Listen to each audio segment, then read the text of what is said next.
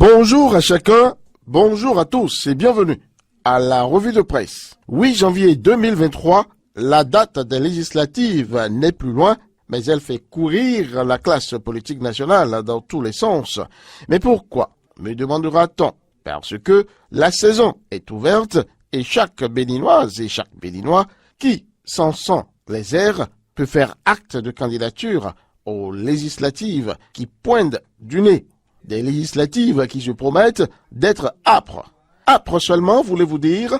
Le potentiel ne veut surtout pas, et pas du tout alors, que le Parlement béninois ne soit pas une poubelle de transhumants et sans niveau. Ce journal l'interdit parce que, selon lui, la réforme du système partisan est souillée par la crise politique nationale. L'obsession d'être député, un mal à guérir absolument au sein de la classe politique nationale, et au journal le potentiel de révéler ce coup en préparation contre les démissionnaires des autres partis politiques qui ont cru devoir aller engraisser l'Union progressiste. Info du moment, pour sa part, parlera de panique et d'agitation au sein de la classe politique nationale.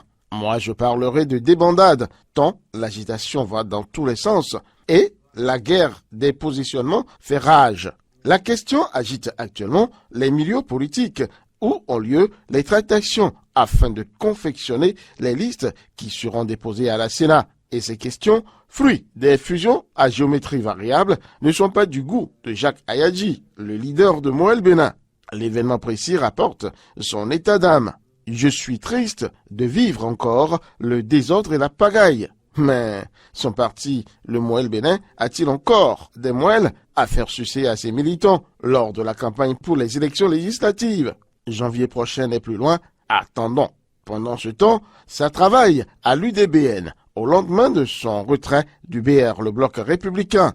Les jeunes et les femmes de ce parti travaillent à donner une meilleure visibilité à leur creuset politique, afin de faire la différence lors des joutes proprement dites, rapporte Dynamisme Info.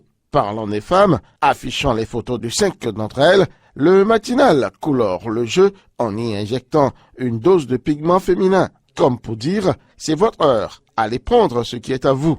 Et juste en dessous, à la une du journal, le matinal nous apporte une pépite que les ouailles de Valentin Aditi-Roudé de la 6e circonscription électorale doivent savoir. Leur leader met fin à sa légendaire opposition à Patrice Talon, Roudé dans la sauce. Mais comment?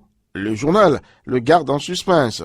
Toujours au chapitre de ces législatives, Dynamisme Info s'est fondu d'une interrogation et pas des moindres. Boni Yayi serait-il tenu loin du jeu politique?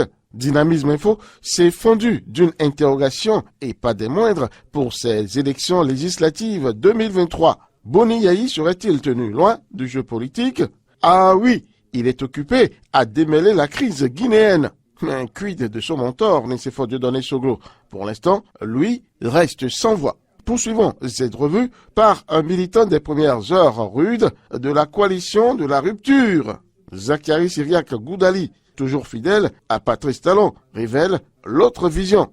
Le Bénin vient de décrocher un financement de la Banque mondiale, 150 millions de dollars US, pour accompagner les femmes dans l'accès à une énergie fiable, rapporte l'événement du jour.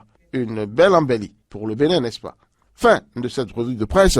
Peggy Ludovic Dagba. Rendez-vous dimanche prochain.